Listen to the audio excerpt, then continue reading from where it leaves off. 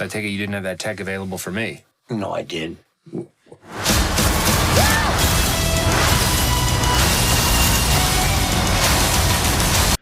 All right, guys. So finally, after 2 days of not having a MCU review, we are now continuing our MCU journey with Ant-Man and the Wasp. This film came out right on the heels of Avengers: Infinity War and was a palate cleanser after the figurative kick in the groin that was Avengers: Infinity War. So,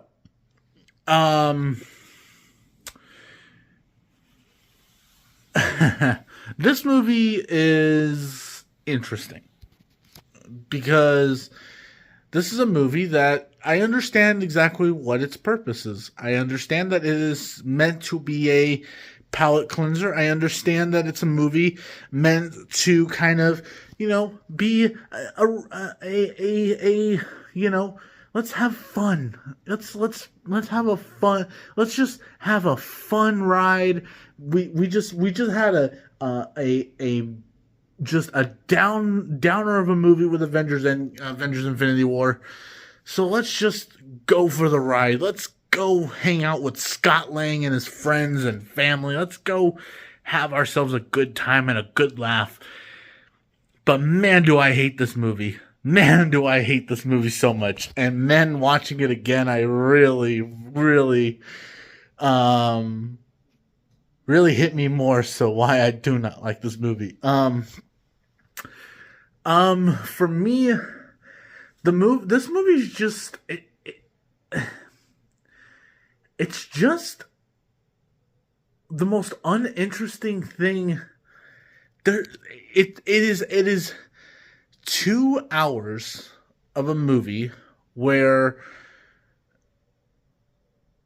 it is filled with almost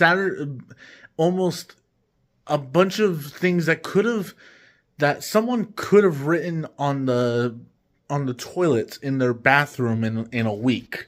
Like half of the ideas that are in this movie kind of feel half-assed in a way. They don't really feel like thought out or any, there's the story itself just feels very half-assed and not as well thought out, because it very much feels like there's too much going on. A lot of the jokes just aren't funny. There's a couple of funny bits here and there. Luis's narration is still the funniest bit in this. It's the funniest bit in this whole movie. I want nothing to do with you. Look at my hairdo. I'm all business. Luis's narration is funny. When Janet kind of almost possesses Scott for a second, that bit is also kind of fun. And I like the action scenes are clever. The action scenes are very creative. The idea of them shrinking objects and taking certain objects, shrinking them and then growing them, and that was all pretty cool.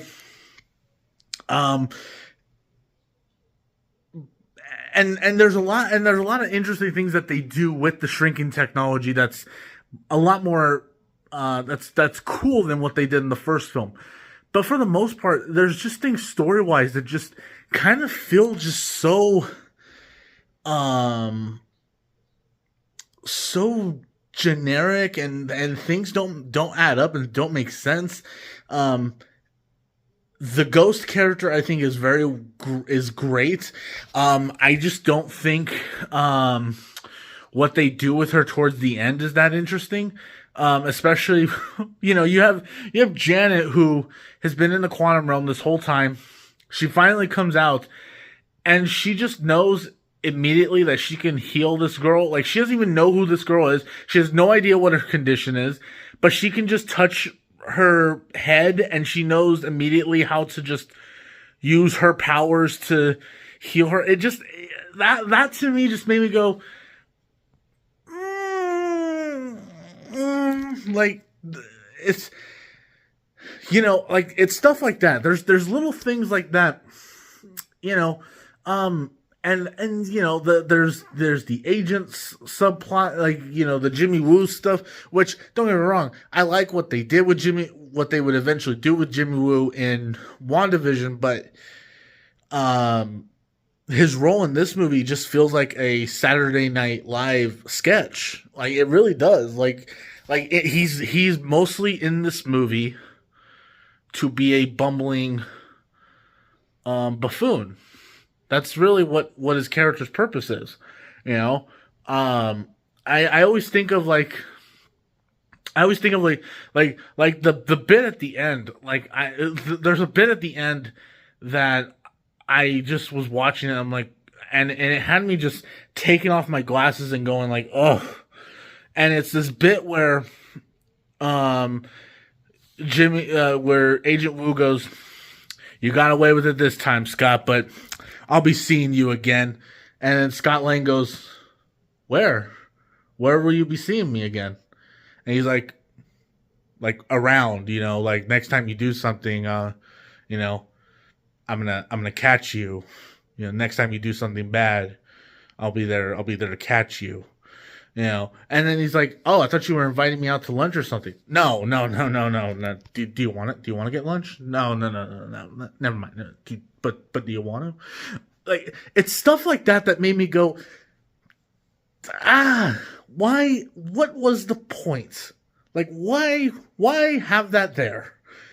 And it reminds me of another movie that we're going to talk about after Avengers Endgame that does the exact same thing that frustrates me so bad. But anyway, we'll get to that when we get to that movie. But besides, but the overall, those are my thoughts on Ant-Man and the Wasp. I don't like the movie. I do think it's not as good as the first movie. And I think it is one of the worst films of the MCU. For me, it is bottom of the barrel as far as the MCU goes. But that will do it for this review, guys. Join me tomorrow, and we will talk about Captain Marvel.